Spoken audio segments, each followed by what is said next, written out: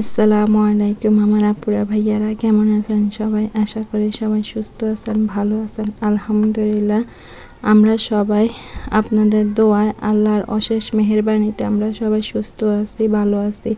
বিসমিল্লাহির রহমানির রহিম। ভিডিওটা শুরু করলাম রান্না বান্না দিয়ে। আজকে সামান্য কিছুই রান্না করব, বেশি কিছু রান্না করব না। ভাজা পোড়া আজকে ভাজবো না, আলুর চপ বেগুনি এগুলো আজকে ভাজবো না। আমাদের ঘরের সবার তেলে জিনিস খাওয়ার পর অনেক সমস্যা দেখা দিয়েছে, তার জন্য সিদ্ধ করে নিয়েছি। আলু দিয়ে রান্না করব আর বেলের শরবত বানাবো। এখানে ডিমটা সিদ্ধ করার পর ভেজে নিয়েছি হালকাভাবে। এখন পেঁয়াজ, কাঁচামরিচ, রসুন এক এক করে সব কিছু দিয়ে দিব। তা আপনাদের কাছে প্রতিদিনের মতন একটা কথাই বলি, আমার ভিডিওটা যদি ভালো লাগে একটা লাইক কমেন্ট শেয়ার করে দিবেন। আর যারা আমার নতুন বন্ধু তারা ভিডিওটা দেখা শুরু করছেন, তারা অবশ্যই একটা সাবস্ক্রাইব করে দিবেন। আপনারা পাশে থাকলে আমি সামনের দিকে এগিয়ে যেতে পারবো। যাই হোক, এখান দিয়ে ময় মশলা সব কিছু দিয়ে দিলাম। এখানে আলুটা ভেজে নেব।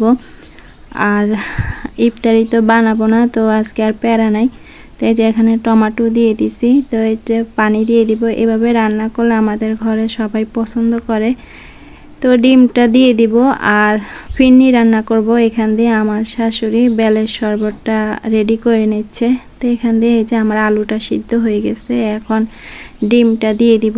যাই হোক, আপুদের কাছে আমি একটা কথা বলি, এখন নাকি ইউটিউবে নতুন নিয়ম করছে, যারা পুরাপুরি ভিডিও দেখে তাদের বন্ধু কেটে নেয় না, আর যারা পুরাপুরি ভিডিও না দেখে তাদের বন্ধু নাকি কেটে নেয়। আসলে আমি জানি না, আমি অনেক আপুদের কাছ থেকে শুনেছি। আর ভিডিওর নিচে এই কথা বলা যাবে না যে বন্ধু হলাম ব্যাগ দাও বা নাম্বার দিলাম, এই কথা লেখা যাবে না।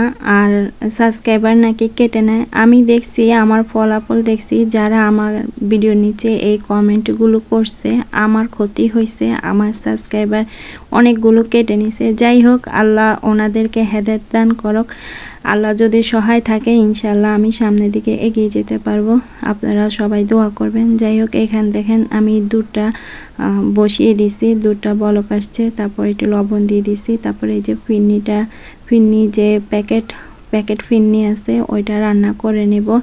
এই যে প্যাকেটের ফিরনিটা আব্দুল্লাহর বাবা আনছে। তা আমাদের ঘরে কিন্তু তেলের জিনিস কেউ খেতে চায় না, সবার সমস্যা হয়। আপনারা তো দেখছেন আমি তেল অনেক কম দিয়ে রান্না করি। আর যদি তার জন্য ভাজা পোড়া আজকে বানাবো না, আজকে ফিরনি রান্না করব। আরও সমস্যা, আমার শাশুড়িরও সমস্যা, তার জন্য আর বেশি একটু গ্যাপ দিব। এটা রান্না করে নিচ্ছি। আর এখানে ভাতের পানিটা বসাই দিছি, ভাত রান্না করে নিব। আর এখানে এই যে ইফতারের সব আইটেম করে নিলাম।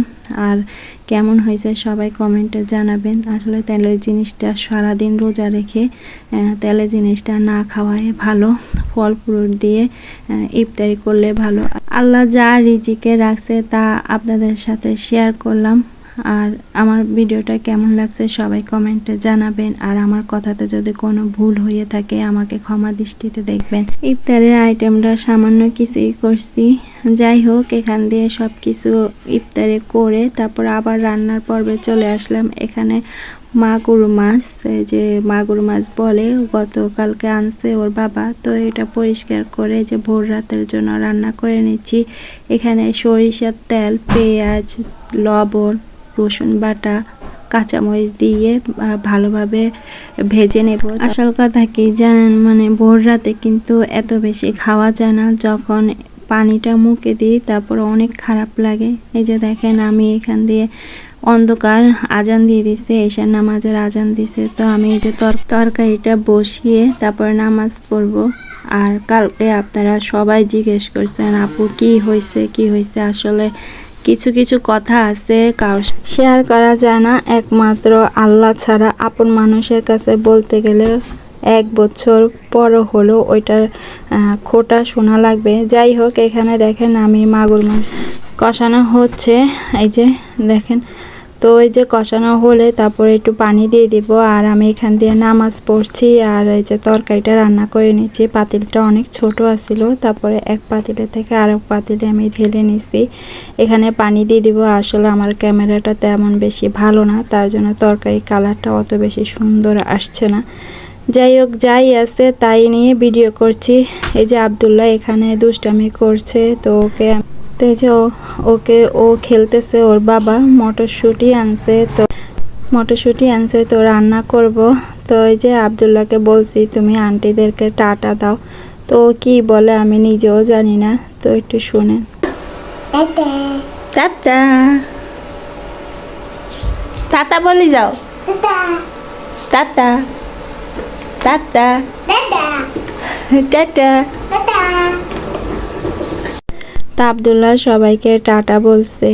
এখান দিয়ে ওকে আমি ও আমার সাথে দুষ্টামি করছে। আসলে ও যদি না থাকতো তাহলে মানে পৃথিবীতে বাঁচাটা অনেক কঠিন হয়ে যেত। যাই হোক, এখান দিয়ে আমার মাছটা হয়ে গেছে। এখন এই যে ধনিয়া পাতা দিয়ে দিব, আর এখান দিয়ে আমি নামাজ পড়ছি, আব্দুল্লাহ নামাজ পড়ছে। তো সবাই ভালো থাকবেন, সুস্থ থাকবেন, সামাজিক জীবনের সাথে থাকবেন, আমাদের জন্য দোয়া করবেন। আল্লাহ হাফেজ, আসসালামু আলাইকুম।